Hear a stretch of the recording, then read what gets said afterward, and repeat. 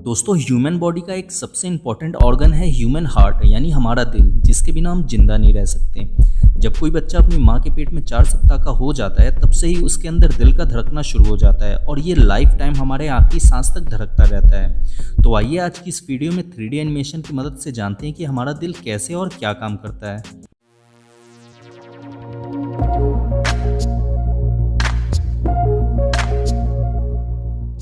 दोस्तों हमारे दिल का काम हमारे शरीर में बह रहे खून को कंट्रोल करके रखना है और ये काम ये कैसे करता है आइए इसी डिटेल से समझते हैं। हम ये बात तो जानते हैं कि हमारा बॉडी छोटे छोटे सेल्स यानी कोशिकाओं से मिलकर बना है और हमारे हर बॉडी सेल्स को जिंदा रहने के लिए ऑक्सीजन की ज़रूरत होती है।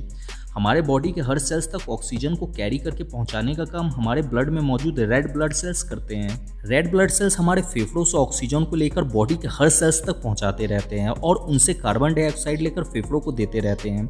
जिन रेड ब्लड सेल्स के पास ऑक्सीजन होता है उनका कलर लाल होता है और ऐसे रेड ब्लड सेल्स वाले ब्लड को ऑक्सीनेटेड ब्लड कहते हैं और जिन रेड ब्लड सेल्स के पास कार्बन डाइऑक्साइड होता है उनका कलर हल्का काला हो जाता है और ऐसे रेड ब्लड सेल्स वाले ब्लड को डीऑक्सीनेटेड ब्लड कहते हैं। हमारा दिल इन्हीं ऑक्सीनेटेड और डीऑक्सीनेटेड ब्लड को कंट्रोल करके हमारे पूरे बॉडी को सप्लाई करता रहता है। हमारे पूरे बॉडी में 2 तरह के ब्लड वेसल्स यानी खून की नलियां होती हैं जिन्हें आर्टरी यानी धमनी और वेन यानी नस कहते हैं।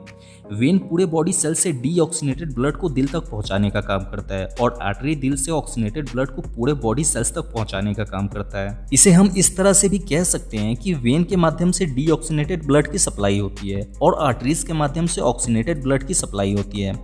जब हम दिल को देखेंगे तो हमें दिल के अंदर डीऑक्सीनेटेड ब्लड को पहुंचाने के लिए 2 ब्लड वेसल्स जुड़ी हुई दिखाई देती है। इन्हें वेन कावा कहते हैं। फिर इन डीऑक्सीनेटेड ब्लड को फेफड़ों तक भेजने के लिए 2 और ब्लड वेसल्स जुड़ी हुई दिखाई देती है। इन्हें पुलमोनरी आर्टरी कहते हैं। फेफड़ों से ऑक्सीनेटेड ब्लड को दिल तक पहुंचाने के लिए 4 ब्लड वेसल्स जुड़ी हुई होती है। इन्हें पुलमोनरी वेन कहते हैं। फिर इस ऑक्सीनेटेड ब्लड को पूरे बॉडी में भेजने के लिए दिल से एक और ब्लड वेसल्स जुड़ी हुई होती है। इसे एरोटा यानी महाधमनी कहते हैं। ये पूरे शरीर की सबसे मजबूत धमनी होती है।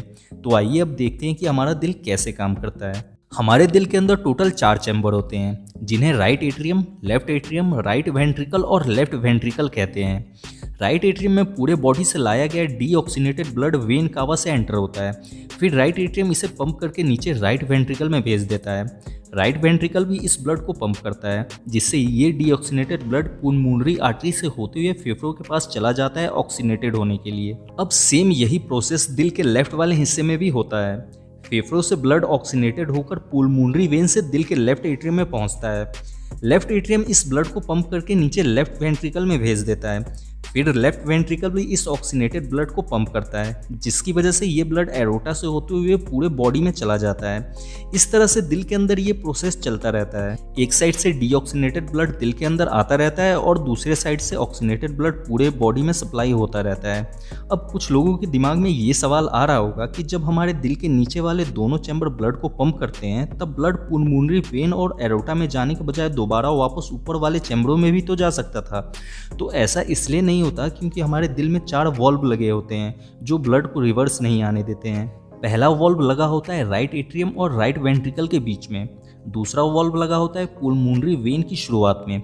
तीसरा वॉल्व लगा होता है लेफ्ट एट्रियम और लेफ्ट वेंट्रिकल के बीच में और चौथा वॉल्व लगा होता है एरोटा की शुरुआत में। अब आपके दिमाग में एक और सवाल आ रहा होगा कि हमारा दिल जिंदगी भर अपने आप कैसे धड़कता रहता है, यानी ये कैसे ऑटोमेटिक पंपिंग करता रहता है। तो आइए इसे भी जान लेते हैं। हमारे दिल के राइट एट्रियम वाले चैम्बर में एक मसल्स पाया जाता है जिसे साइनो एट्रियम नोड कहते हैं। ये sino atrium node electric current generate करता रहता है जिसकी वजह से हमारा दिल पंपिंग करता रहता है।